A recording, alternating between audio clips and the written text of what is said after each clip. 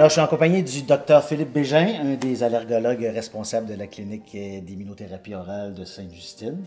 Alors, docteur Bégin, si dans vos mots, ça serait gentil de nous expliquer qu'est-ce que l'immunothérapie orale? Fait que l'immunothérapie, en fait, c'est le mot scientifique pour parler de la désensibilisation. Quand on parle de désensibilisation au pollen, aux acariens, aux abeilles, on parle d'immunothérapie. Dans le cas des allergies alimentaires des années 90, il y avait essayé l'immunothérapie sous-cutanée, les vaccins de désensibilisation. C'est un allergène trop fort quand on parle des arachides, donc ça n'avait pas fonctionné. Alors on a approché, c'était la même approche qu'on a pris, mais par la bouche. On appelle ça l'immunothérapie orale.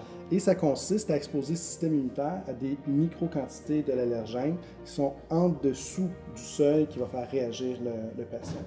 Et progressivement, on va augmenter la quantité d'allergènes qu'on consomme à tous les jours pour désarmer tranquillement les cellules d'allergie, jusqu'à ce qu'on soit capable de consommer une portion normale de l'allergène à tous les jours. Et cette portion-là, tant qu'on continue à la manger, va garder notre système immunitaire désarmé contre l'allergène et nous permettre de nous protéger s'il y a des accidents. Si je mange un œuf à tous les jours, puis j'ai un accident à la garderie ou à l'école avec des traces d'œufs, ben c'est sûr qu'il ne se passera rien. Et éventuellement même de carrément réintégrer l'aliment dans la diète normale. Normale aussi. OK. Quand on parle de désensibilisation, ça ne veut pas nécessairement qu'on a guéri de l'allergie. Exactement. Donc, le phénomène de désensibilisation, c'est vraiment le fait de désarmer nos cellules d'allergie en augmentant la dose progressivement. Si j'arrête de manger l'allergène à tous les jours, les cellules vont se réarmer tranquillement et puis la réactivité pourrait revenir. Donc, c'est vraiment important que les gens comprennent qu'il va falloir qu'ils mangent l'allergène quotidiennement une fois qu'ils ont démarrer le processus de désensibilisation. C'est pas à prendre à la légère non plus, parce que les réactivités qui reviennent, ben, c'est les mêmes qu'au départ.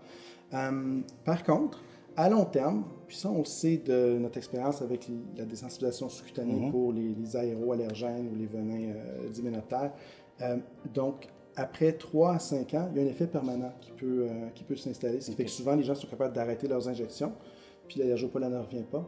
On voit la même chose avec la désensibilisation orale pour les aliments. Donc, après 3 ans de traitement, il y a beaucoup d'enfants qui sont capables d'arrêter de prendre les doses quotidiennes, puis l'allergie ne revient pas systématiquement. Là, on va parler de rémission. OK, super.